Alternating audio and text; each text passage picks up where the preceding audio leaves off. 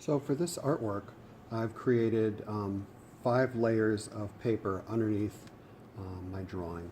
So I've got one layer that's just pattern paper, another layer that is hand painted to look like old parchment, a hand painted paper with 2 analogous colors and a little white thrown in, just kind of smeared across the page, a black sheet, and a sheet that is glued to foil.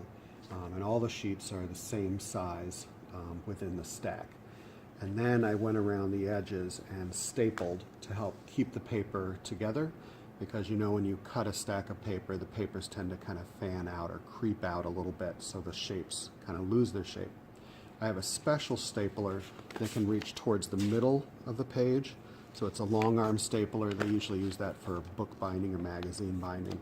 And we put the staples on lines so that they don't really show, and when we get to that area we can just take out the staple by hand. I went ahead and labeled my sketch the way I want to divide it up, but it is important that whatever image you're using, it is divided up. And it can be geometric, it can be organic, but the idea is that this is going to be a puzzle that gets disassembled little by little, starting from an edge or a corner and moving towards the middle to the other end.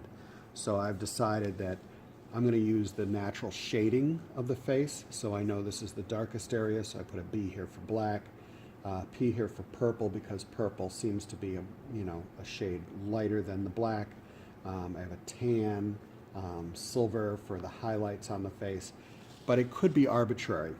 The other nice thing is, because I have 5 layers underneath here, and 6 if you count the top one, I can actually make 6 versions, up to 6 versions of this image. I'm choosing to do 4, and I'm encouraging my students to do at least 2. So I'll show you about the process. I'm going to put this other one back underneath. And I have my pile set to the side. So I know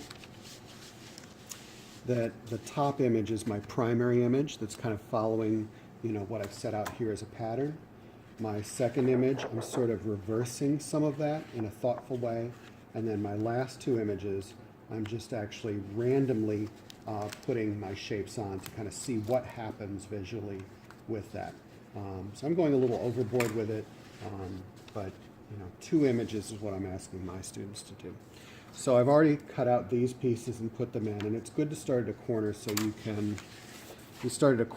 that you can align your shapes and put them together like that puzzle piece. So my next shape, I'm going to take out this large shoulder area. I have these heavy-duty scissors which easily go through that many layers. So I go ahead and cut along my line. They also go through staples really well, so it's a nice kind of scissor to use. You could use an X-Acto blade, I suppose, but I find this works really well. They're just heavy-duty scissors. You can get them in any hardware store. And again, the staples that are in the page are preventing the paper from creeping and changing its shape.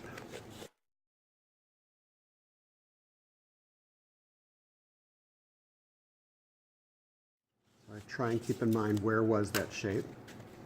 That was right here, so I know that it has to go in and fit there. So I've marked this one PAT for pattern.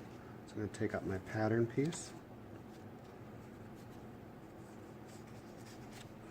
I've been using the Scotch brand permanent glue stick. Seems to work okay. You could certainly use Elmer's glue or rubber cement. Normally I would use rubber cement, but we had these new permanent glue sticks, so I'm going to give these a try for this project. I'm going to test out the product. And my glue. Make sure it aligns with the page, and then press. And I've got a padding piece there, so I'll move over. This one I had purple, so from this page I can see I had pattern and pattern on those 2 areas. I'm going to do purple and purple.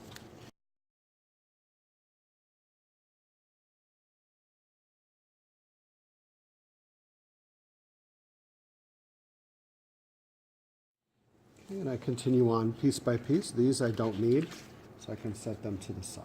Speak a little bit about dividing up the image. We know that in mine I use the contours of the shadows as a way to kind of break up the face. But this can be done in other ways. You could have arbitrary lines crisscrossing. You could use a ruler or do it by hand.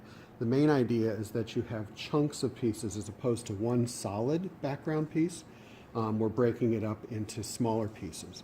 You could do it with one large background piece. It would be very simple, but I find that breaking it up adds that visual interest, almost makes it look like a quilt made out of paper. Another face idea that I've done here is where I've extended out the lines that are already in the face, so extending up the line on the side of the head, connecting with an eye, connecting with the nose, just to kind of break up the space so I don't have huge spaces in between.